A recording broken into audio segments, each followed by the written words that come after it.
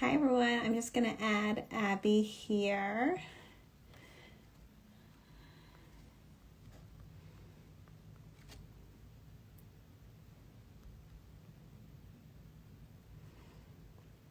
Okay. Hopefully that works this time.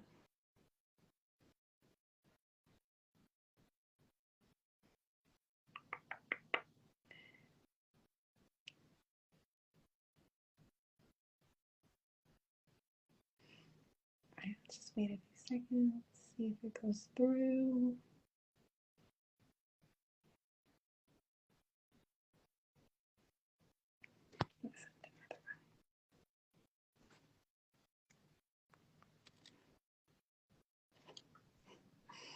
Let's invite it again.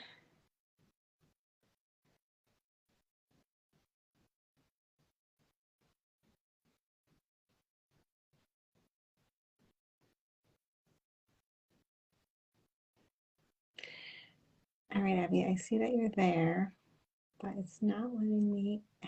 Is it letting you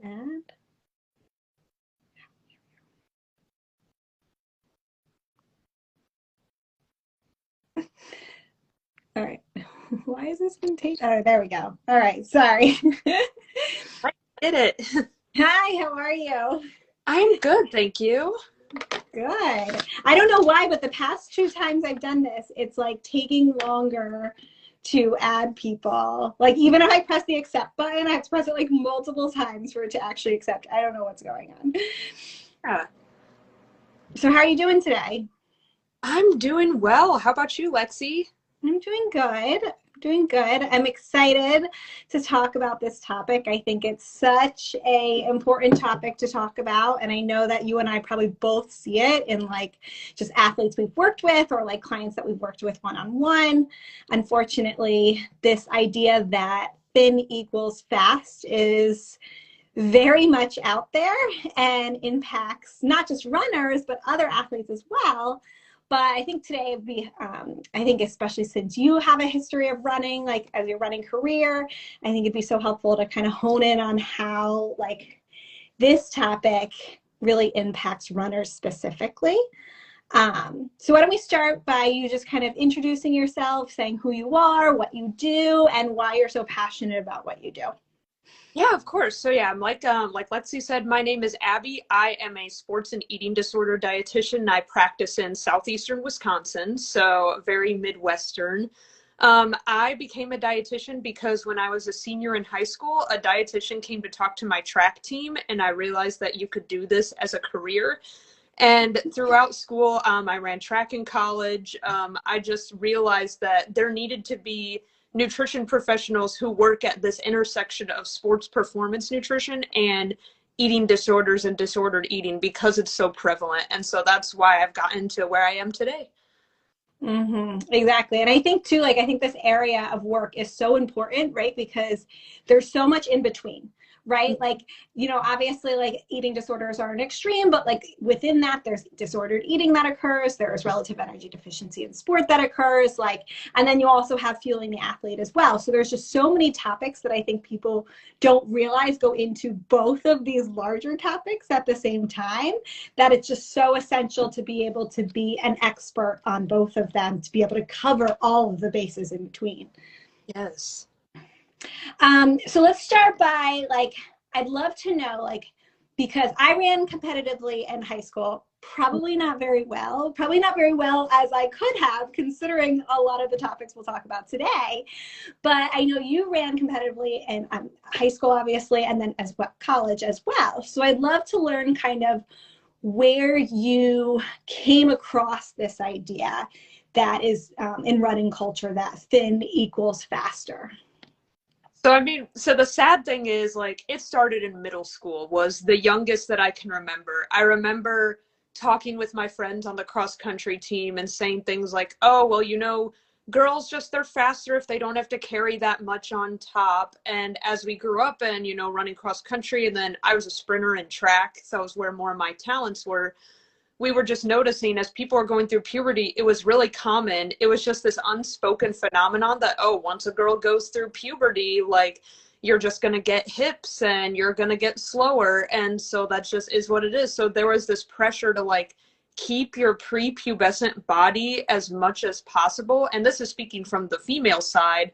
On the male side, I noticed teammates, it was a big thing to have like a lot of thinness. Like you had to be thin and like muscular. So there were all these pressures to have this certain body. And then in college, it continued too. I mean, teammates making all sorts of comments about their bodies and their weight. And it just like, it shows that culture is so prevalent. And I think, unfortunately, too, sometimes some athletes will come across, whether it's like a well-meaning coach or parent who makes a comment about like the body changing, or like, oh, well, like, you know, maybe if you lost a few pounds, like you'd be faster, you know. And again, these things come from well-meaning places, but they don't land well.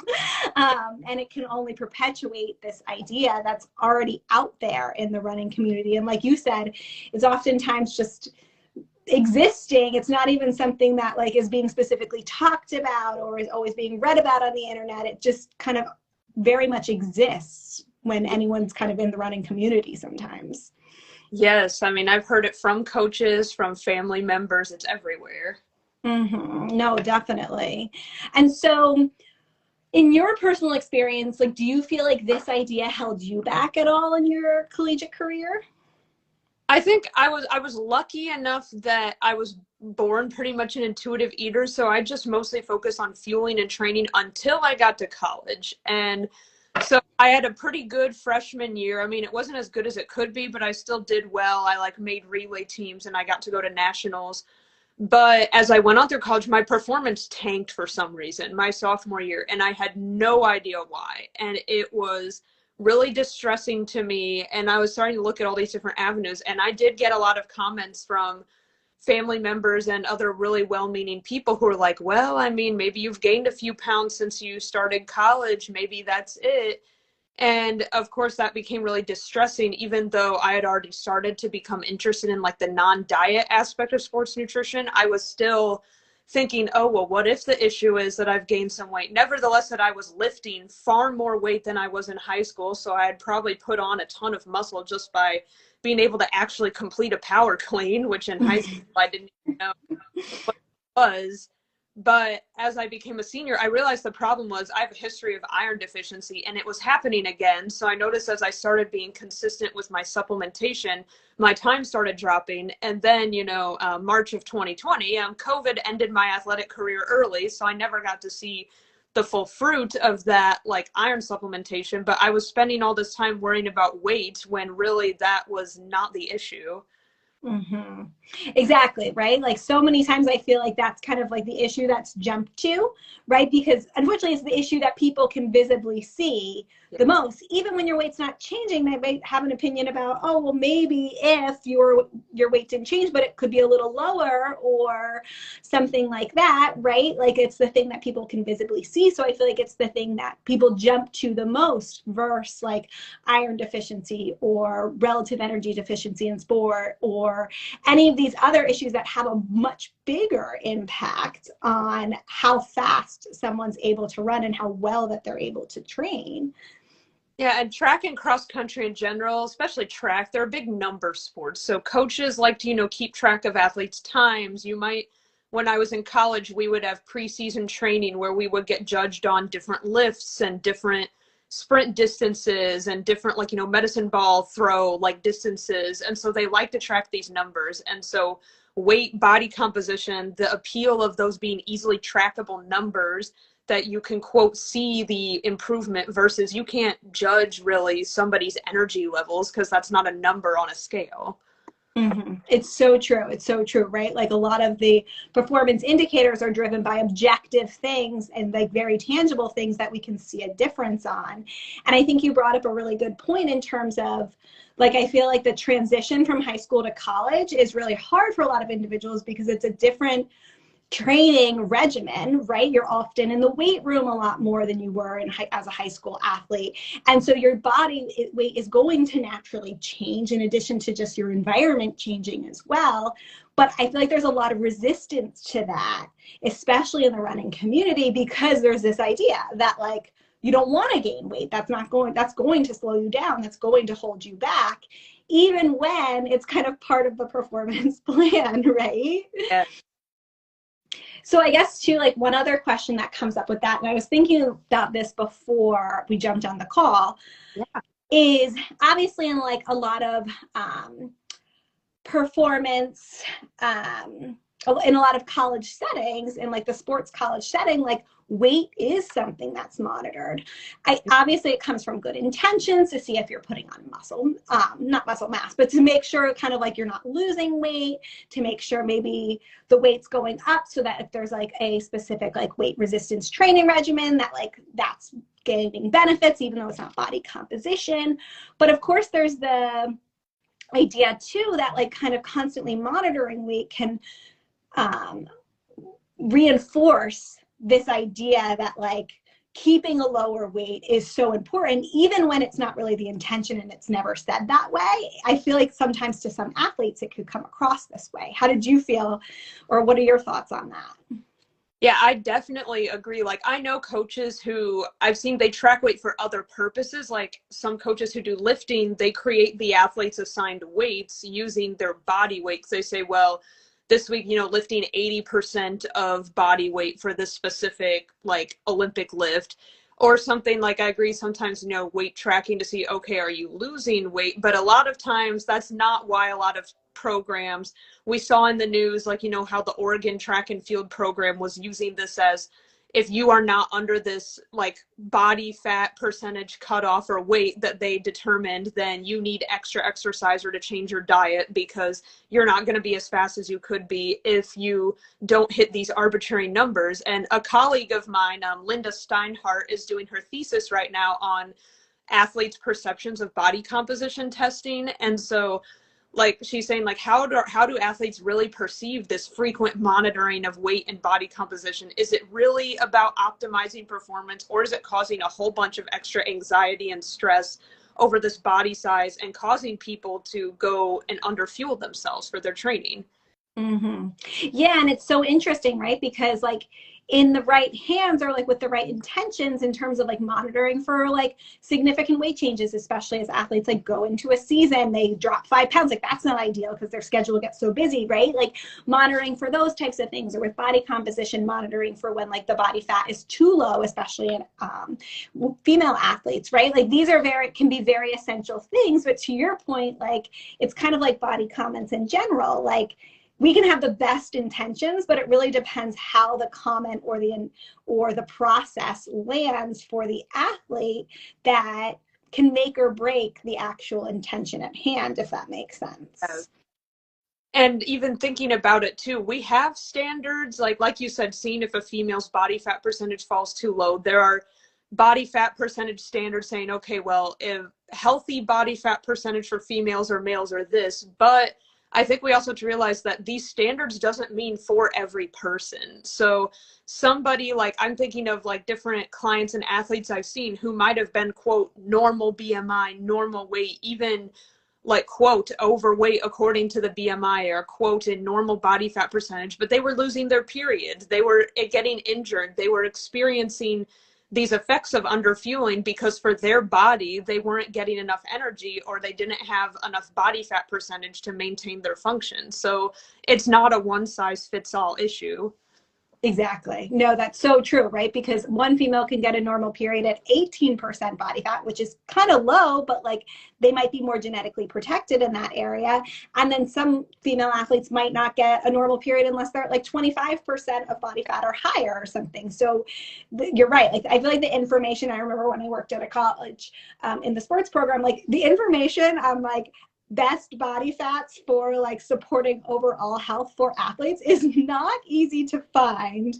And again, like you said, we have kind of like these ranges that are recommended, but like, are they based on these specific sport populations, on these specific sports? Like, how helpful are they actually when it comes down to it? And I think you bring up a good point. Like, what's really the most helpful is kind of keeping our eye on the bigger picture, never one specific measure. And maybe even reassessing how necessary certain measures are in general. But I think that's like a really good point in terms of just we need to keep our eye on that bigger picture, because that's what matters most. And that's going to be the best indicator, not just a weight or a percent body fat or a running time too.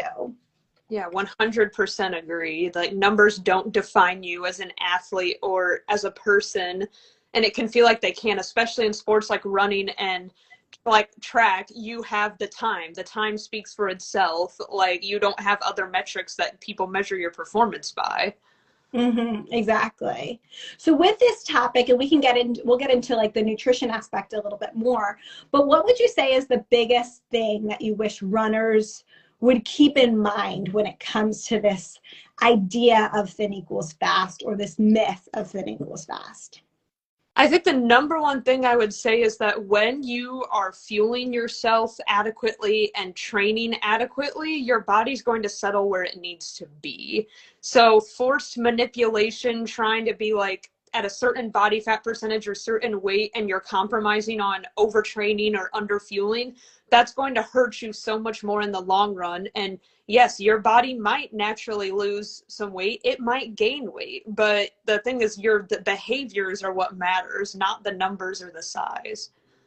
It's so true, because any like manipulation of, or like manipulation to your exercise or to your diet to drop weight is going to require like less cutting calories or an energy deficit, right? Which, as we know, like that is what like a consistent energy deficit over time, and not a long time, a very short time, but not just a day either, but that can lead to like low energy availability and relative energy deficiency in sport, which is going to increase your risk for injury, increase your risk for immune issues, increase your risk for poor performance, decrease your running times. Like, and I think it's so important because, like you said, like even if you're trying to cut your weight down, you have to kind of cut those calories. So therefore, like we're inevitably going to end up in this place of low energy availability, which is going to outweigh any benefit that a lower weight could even remotely cause, right?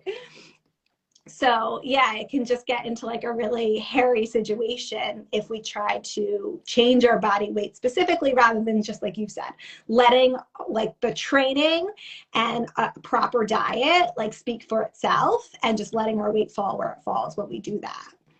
Yeah, because I tell a lot of my athletes to think of it like this, like genetically, it's like I can't deny like weight, it impacts performance in the same way that your leg length impacts performance, that your lung capacity, your ability to adapt impacts performance. But in research, we see that like weight, it's one of like 40 something different factors that impacts performance. And you're going to be, like you said, a lot better off if you just focus on fueling and training and working with your body, not against it. It's so true. And I think one thing that is important to keep in mind, and I apologize if you were going to get to this, but two, like I think a lot of what perpetuates this idea is that if an athlete looks to change their weight, initially they might see benefits, right, in their running time. So I'd love to kind of hear like what you have to say about that, and kind of what your advice would be to athletes who have kind of maybe experienced that in the past or are experiencing that now. Yeah. And that is really common too. You might see people who are, maybe lost a bit of weight in a slight energy deficit or have some disordered eating habits, and they might say, you know what, I'm fine. I'm breaking records. I'm doing really well. Like this change is what I needed. But the thing that happens is, like another colleague of mine, I think of Rebecca McConville, always says like your body's paying those bills some way. So thinking of like your body uses the energy you take in to pay its bills, like make sure that every function in your body happens, and it's compromising in some way. You may not see it, you may not notice it, but eventually it's going to catch up to you. It might not be this season, it might be a couple years down the road, but if you continue down this path, eventually those bills get paid and it catches up to you. So it could result in like a huge catastrophic injury or a huge decrease in performance or other health issues. And it's just not a road that you want to be going down, because eventually like the success is going to stop and it's going to impact you long term and not just for one season. No, exactly. And unfortunately too, of like if you're cutting those calories to reach a certain weight, like you can't like always add those calories back in without changing your weight again. And again, it's different for every individual, but at the same time, like if it's not, and I guess what I'm trying to say, if it's not a natural weight for your body, there has to be an energy deficit to maintain it, right? So it's not like it's going to be something where we can just fix later and still expect the same results. Yeah. And like you said, like there's this honeymoon period that happens that where we kind of are functioning at a lower weight, so our body is able to run faster, and we haven't seen those detrimental effects of low energy availability and relative energy deficiency in sport yet. They haven't kicked in yet, and we don't know when that's going to kick in, but it's not going to be pretty, and you can't just fix that right away and like it's stop, right? Like it takes time to kind of get that energy availability back, or to your point with like the bill paying, it takes time to kind of, make up for all the damage we've already done. Yeah, and a lot of these processes, they're not easily reversible. Thinking of things like bone density or other things that we miss out on if we don't get the energy that we need, especially if you're an adolescent, the number one time in your life you're building up your bone strength. If you spend that whole time in an energy deficit, then it's going to come back with some pretty bad health consequences. Maybe even in your 20s, I've seen osteopenia and other bone issues in like young early 20s people who had relative energy deficiency in sport, restrictive eating in their teen years when they were runners. So it happens. Mm-hmm, exactly. And to your point, exactly, is that's the one area that unfortunately, like we can't necessarily always get back, right? Like as an impact of low energy availability. It's not always fixable depending on when we find it or what the best course of action or how bad it is. Mm-hmm. But that bone density, if we lose that bone density after a certain age, we might not be able to make up for it no matter what we're doing correctly. And that can be a scary thing for a lot of athletes, but it can also feel like a very far off thing that like, if that happens when I'm 60, like it's not that big of a deal. You know what I mean? Or everyone breaks a hip when they're 60, but we're not just talking about when we're 60. We're talking about like when you're 30, right? Like no one wants to be dealing with that at a young age. Of course, I 100% agree. And I think about a lot of it's the team culture too. I can remember some specific instances in college where certain teammates like had increased performance in certain seasons and they say, oh, it's because she lost weight. Like that's why. And so when people see this happening, then they might think, oh, well, this is the solution for me, when you have no idea what's going on in that person's life. Who knows if they have some sort of health condition that was finally addressed, or a medication change, or if they're struggling with an eating disorder. You don't know why somebody's body is the size that it is, or why someone's performance might have increased. Like you have no idea. So definitely like putting your health first and choosing to fuel and train adequately is going to bring more benefits than just trying to copy what someone else did or make your body look like theirs.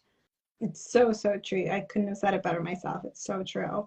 So to kind of wrap things up, what would you say are like the top 3 tips that you wish more runners knew? And this could be like nutrition, it could be culture related, it could be anything as a runner and as a dietitian. I'd say definitely my number one tip is, like, I'll reiterate what I said earlier. If you are fueling yourself adequately and training on like a proper program given to you by a knowledgeable coach, doing what you need to do, your body's going to settle where it needs to be at. And so number 2 tip is like, your appearance is not what wins races or gets you PRs. It's like you're getting across that finish line regardless of how your body looks, regardless of if you have makeup on, if you have a 6-pack, if you have the perfect, like, muscular biceps, whatever you're thinking about, your body gets across that finish line and PRs on your energy and training, not on how it looks. And then my 3rd tip would just be to go to any coaches who see this or who coach these athletes. Like, you guys are often the people who can be the make it or break it for the culture and for some people's relationships with food for the rest of their lives. I have met people who still struggle with food because of comments that their middle, high school, college coaches told them. And some people who do well because their coaches encourage them, like, yes, you are an athlete. You need to be eating more. You need to be including carbohydrates. Don't be afraid of them. and rather than demonizing foods or telling people you need to weigh this much, have this body fat, look a certain way to be fast. So definitely coaches, think about how you talk to your athletes. I agree. It's so important because the coaches are really the ones that have that communication with the athletes day to day, almost every day of the week, right? So they're the ones that are going to have often the biggest influence. And I like how you kind of stated it, like they're kind of the make or break point, right? You can really be the difference, even if you just take a very neutral like stance in terms of nutrition and don't say anything. Like that's better than kind of saying opinions that might have worked for you or might not be well noted in the research or things like that, right? So I think that's such a good point. Of course. Is there anything that we didn't talk about today that you think would be helpful to go over? Um, I mean, not that I can think of at the moment. I don't think so. I agree. I think we covered everything. I think we did a good job on hitting on a lot of the key points. So I'm so happy that you could join me today. Thank you so much. This was really fun to do, and I always love talking sports nutrition with a fellow sports dietitian who focuses in this area. So yeah, thanks for joining me. Oh, thank you for having me, Lexi. All right, take care. All right, bye. Bye.